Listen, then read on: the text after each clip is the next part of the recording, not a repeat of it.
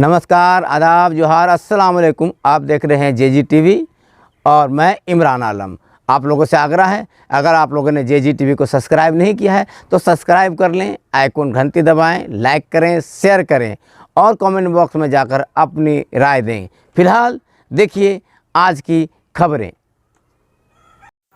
झारखंड में उर्दू के विकास और उर्दू की समस्याओं को लेकर फरोग उर्दू तहरीक गिरिडीह का एक रोज़ा उर्दू कॉन्फ्रेंस बोड़ो हवाई अड्डा मैदान में हुआ। इस मौके पर झारखंड के अल्पसंख्यक कल्याण मंत्री हफीजुल हसन अंसारी, गांडे विधायक डॉक्टर सरफराज अहमद, गिरिडीह विधायक सुदीप कुमार सोनू, झारखंड छात्र संघ के अध्यक्ष एस अली समेत कई लोग उपस्थित हुए। कॉन्फ्रेंस में उर्दू अकादमी, मदरसा बोर्ड, वक्फ बोर्ड के गठन, उर्दू शिक्षकों की बहाली, उर्दू शिक्षकों की समस्याओं का निदान, उर्दू किताबों को मुहैया कराने जैसे कई मांगों पर जोर दिया गया। कॉन्फ्रेंस में हफीजुल हसन झारखंड सरकार के मंत्री ने कहा कि झारखंड सरकार राज्य के अक़लियतों और एवं उर्दू के विकास के लिए कृत संकल्प है और जल्द ही सभी समस्याओं का समाधान होगा। मौके पर गांडे विधायक डॉक्टर सरफराज अहमद और गिरिडीह विधायक सुदीप कुमार सोनू ने कहा कि झारखंड के हेमंत सरकार अपने सभी वादे को पूरा करेगी। पास भेज दिए हैं, वहां से भी सिग्नेचर हो करके जिनका भी हम नाम दिए हैं उनका पुलिस वेरिफिकेशन होता है, इसके बाद अनाउंसमेंट होगा।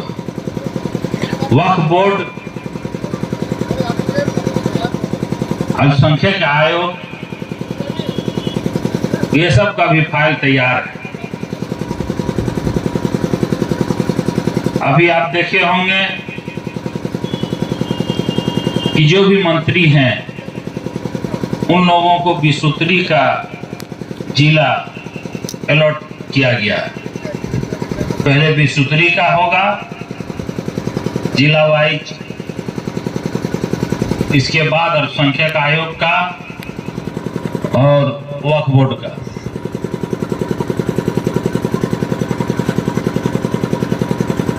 उर्दू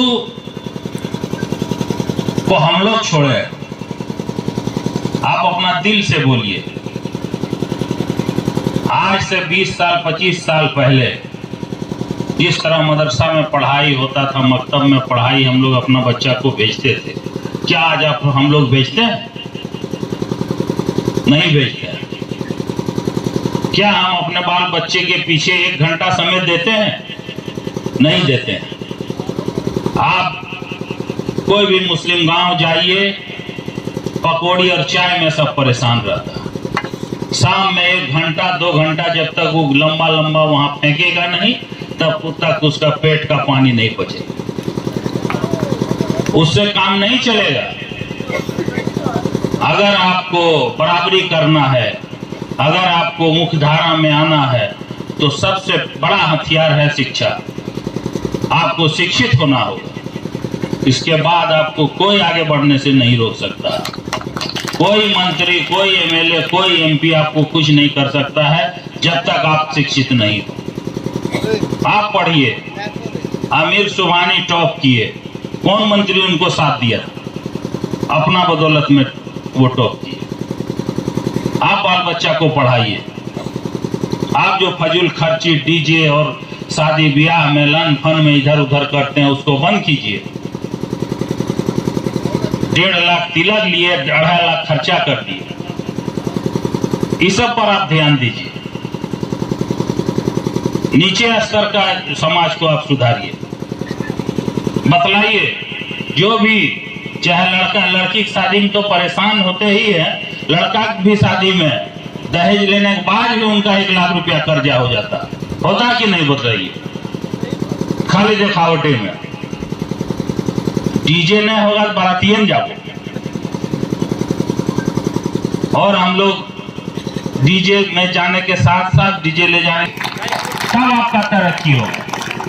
आप शरीयत छोड़ दिए और बोलते हैं हम तरक्की करेंगे। कहां से तरक्की आपका होगा?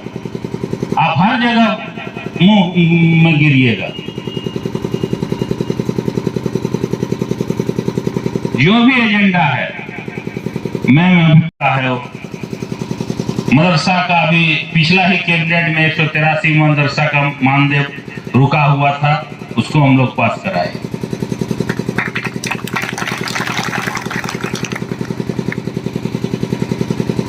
किताब के बारे में जो आप लोग बोले, इससे पिछला कैबिनेट में मैंने इस बात को वहां हेमंत बाबू के पास रखा कि उर्दू का किताब भी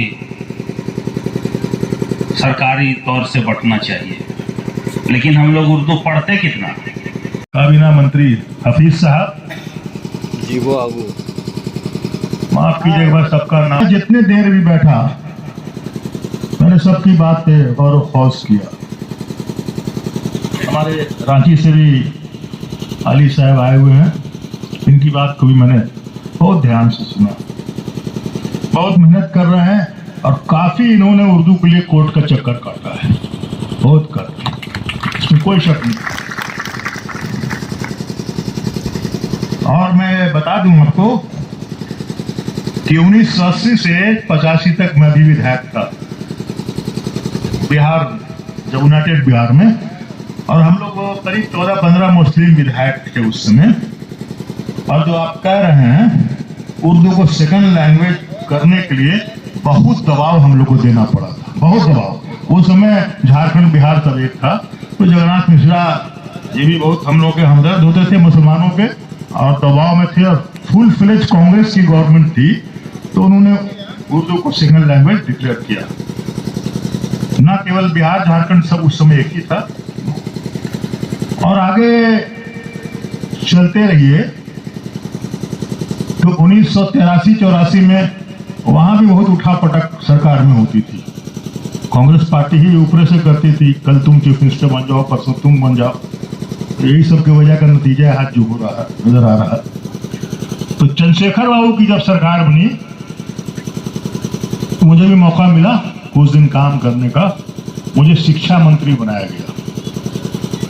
और हमारे बॉस थे, हमारे ऊपर नगेंद्र झा जी थे, शिक्षा मंत्री कैबिनेट के। एक टीचर की बहाली की फाइल मेरे पास, उस समय सेक्रेटरी थे, अब तो वो रिटायर कर गए होंगे, अरुण पांडे जी थे, सेक्रेटरी थे एजुकेशन के। तो मेरे पास आए, वो समझे कि यार नया लड़का है, कुछ उल्टा सीधा अपना दस्तखत करा लेंगे करके अपना हमने बैठाया। और वही डिपार्टमेंट का सेक्रेटरी है, बहुत कम समय में बताऊंगा आप लोगों को। हमारे साथ मंच पर बैठे हमारे बड़े भाई डॉक्टर सरफराज साहब, मादरी जुबान हिंदी की मौसी, उर्दू को चाहने वाले आप तमाम लोग जो यहाँ बैठे। यह देश गंगा जमुनी तहजीब पर बना देश है। अगर हिंदी हमारी माँ है तो उर्दू मौसी है। माँ के प्यार में मौसी को नहीं दुत्कारा जा सकता है। और इस हिंदुस्तान की बुनियाद की तासीर उर्दू को लोगों के जहन से नहीं निकाल सकती। हिंदी अगर मातृभाषा है तो उर्दू मोहब्बत की भाषा है और अंग्रेजी व्यापार की भाषा है। इन भाषाओं ने इस देश और दुनिया के तमाम चीजों को अपनी जगह पर स्थापित किया है।